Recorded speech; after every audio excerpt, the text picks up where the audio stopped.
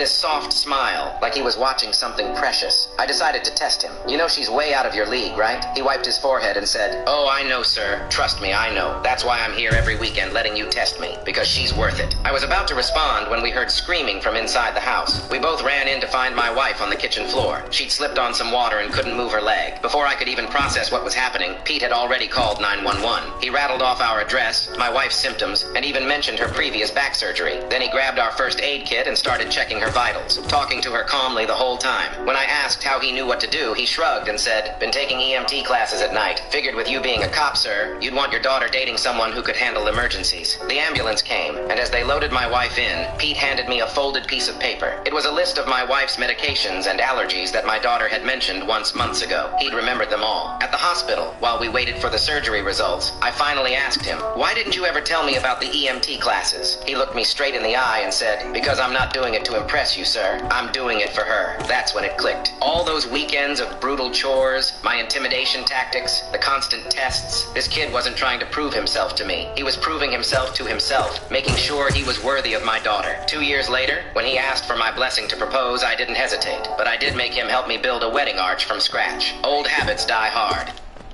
My daughter brought us water. As she walked away, I caught Pete watching her. But it wasn't the way most teenage boys looked at girls. He had this soft smile, like he was watching something precious. I decided to test him. You know she's way out of your league. We listen and we don't judge. One of my friends told me they once gooned to their grandma's ashes. Huh? Excuse me?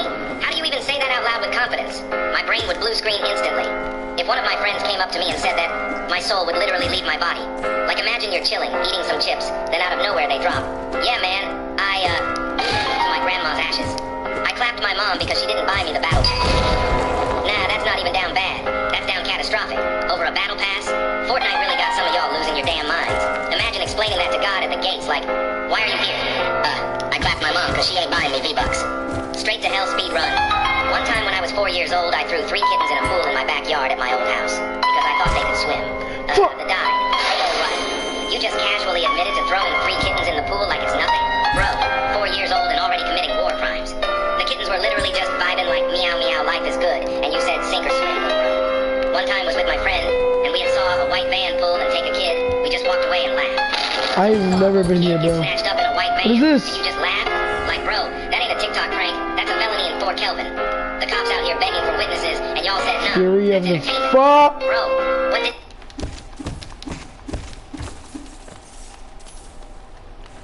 This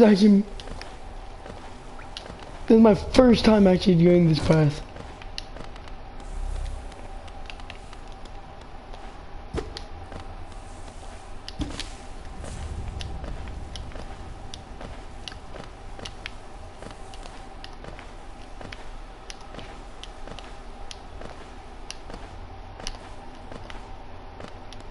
Oh, you're not checking. That's crazy. Hi.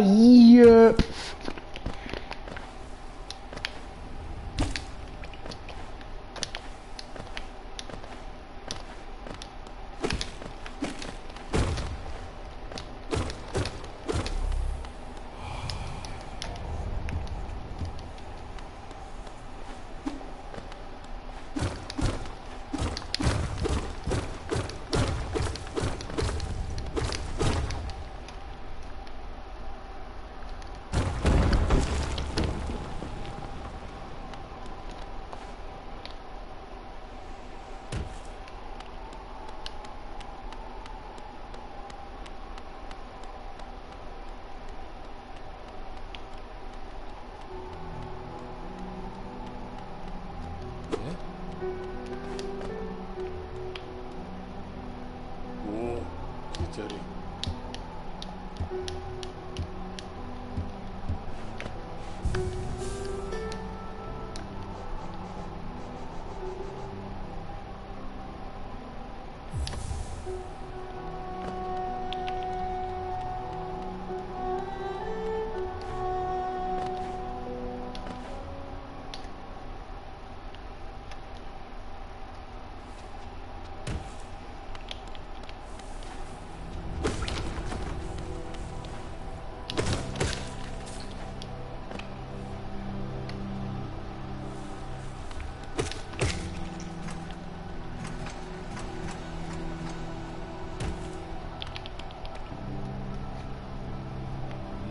that kid do to deserve you walking away? We listen and we don't judge. One of my friends told me they once gooned to their grandma's ashes. Prison officers. Have you ever met an inmate you respected greatly? In my 15 years working at maximum security, I met thousands of inmates, but none like Omar. He was serving 25 years for shooting someone during a robbery gone wrong. The thing is, he wasn't the shooter. His brother was. But Omar took the fall because his brother had 3 young kids. The first time I saw Omar, he was teaching another inmate how to read in the library. Not unusual, except this was at 3 a.m. See, Omar had worked out a deal with the night guards. He'd help clean the cafeteria after hours in exchange for using the library to tutor guys who were too embarrassed to be seen learning during the day. I remember asking him why he bothered. He looked at me and said, "Everyone deserves a chance to write letters home to their mama." Simple as that. What really got me was how he handled the gang stuff. We had major problems with rival groups, but Omar somehow stayed neutral. One day, 2 gangs were about to go at it in the yard. Omar walked right between them, pulled out a chessboard, and challenged both leaders to a game. Said whoever won would get his dessert portions for a month. These tough guys, covered in tattoos, actually sat down and played. By the time they finished, they'd forgotten what they were fighting about. Omar lost his pudding cups for 2 months. Turned out he'd promised it to both sides. Pudding's cheaper than blood, he told me later. He started this thing called Mama's Kitchen in the cafeteria. Once a month, he'd convince the kitchen staff to let inmates cook recipes from home. You'd see these hardened criminals carefully writing down their mother's recipes, arguing about the right way to season collard greens. But here's what really got to me. Omar had this notebook where he kept track of every inmate's kids' birthdays. He'd help guys with no money make cards out of whatever they could find. Coffee stains for paint, threads from their uniforms for decoration. Some of the toughest inmates I knew would get teary-eyed when their kids wrote back. 8 years into his sentence, his brother confessed. Omar could have walked free, but he refused to leave. Said too many guys were counting on him. His brother had gotten clean, had a steady job. The kids were doing well in school. Some cages aren't made of steel, Omar told me. Then came the riot. 2 gangs fighting over territory. In the chaos, a young guard got cornered. Omar stepped in, took a blade to the gut, saved the guard's life. As I was putting pressure on his wound, he just kept asking if everyone was okay. He survived, but that changed things. The warden couldn't ignore it anymore. Omar's case got reviewed. Turns out there'd been evidence of his innocence all along. After 12 years, he walked free. The day he left, half the prison population lined up to say goodbye. Even the gang leaders were crying. One of them, this huge guy covered in swastika tattoos, hugged Omar and said, "You taught me my daughter's favorite bedtime story." Omar just smiled and said, "Don't forget, it's little Jessica's birthday next week. I left the card template in the library. We still get letters from him." He opened a boxing. Okay, I know where to go now.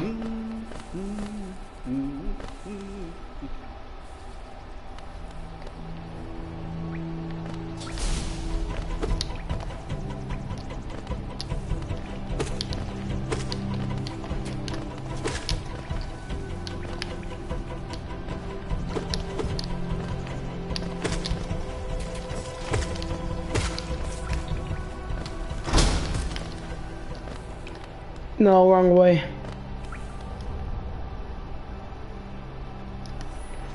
Gym for at-risk kids. Guess who his best students are? The children of his former inmates. Every kid there knows how to read, write, and play chess. Last month, I drove past his gym. The sign out front reads, "Some cages aren't made of steel, but all cages..." Yeah.